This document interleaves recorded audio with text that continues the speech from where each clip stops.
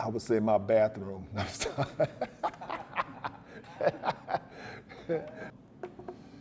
favorite type of crowd? Pain. A pain crowd. No, my favorite crowd, a crowd that's there to laugh. Well, I love a rough crowd. Even when I hate it, I love it because what performing in front of a bad crowd does is it strengthens you to perform in front of a decent crowd, an okay crowd.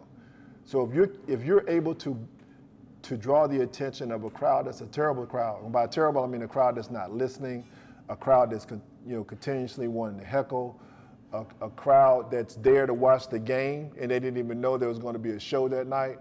Like those are the worst crowds. But when you can bring that crowd into you, when you have the room set up for comedy, it's an easy lift. It builds your character, makes you stronger. For what most people would call hell rooms, sometimes people call them hell rooms because they don't know how to get the audience. And it's not easy for them. So if it's not easy for them, they blame the audience, which some comics still to this day do. When they have a bad set, they blame the audience, which I don't do. I go back and look at what I did to see how I could do better.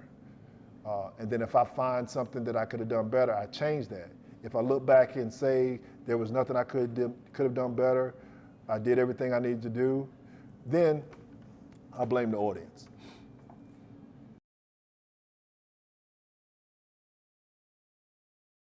No, I know that it's a good place to make a living doing comedy if you are a seniored comedian who's headlining that is known and recognized and respected by your peers or your bookers.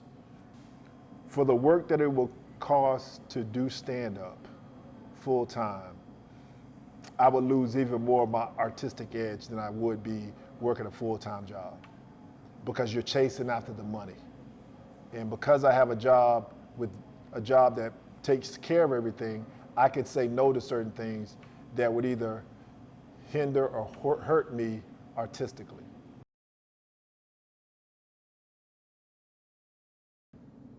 The potential for comedians in Boston are at the same level as New York. I think because there are more opportunities to get on stage, and comedians who take advantage of that do so, they get a lot better a lot quicker because of repetition. The more you get on stage, the funnier you get. Here, it's not. And I think also in New York, because when we go back to that question about being able to try stuff and comedians feel safe trying new stuff, New York is edgier, so you can do edgier material in New York and try to work it out than you could here in Boston. I would say Boston is the college, and New York is the graduate studies. When you're pro, you're just pro. When you're pro, you're pro. But you have some comedians that never go pro.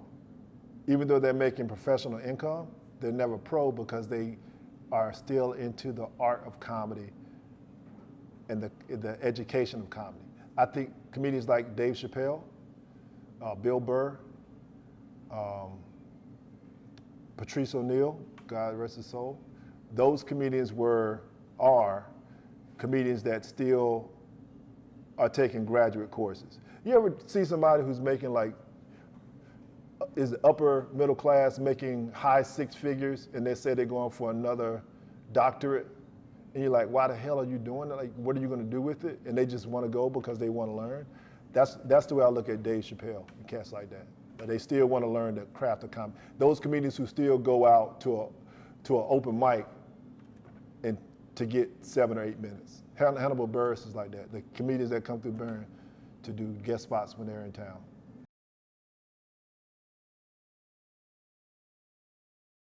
I mean, one of the things, there's so many I could go into, but I mean, you can go into the personal life that the person is going through. In addition to that, them still being funny. Like I know comedians, including myself, that have gone through traumatic experiences and still having to get on stage and perform.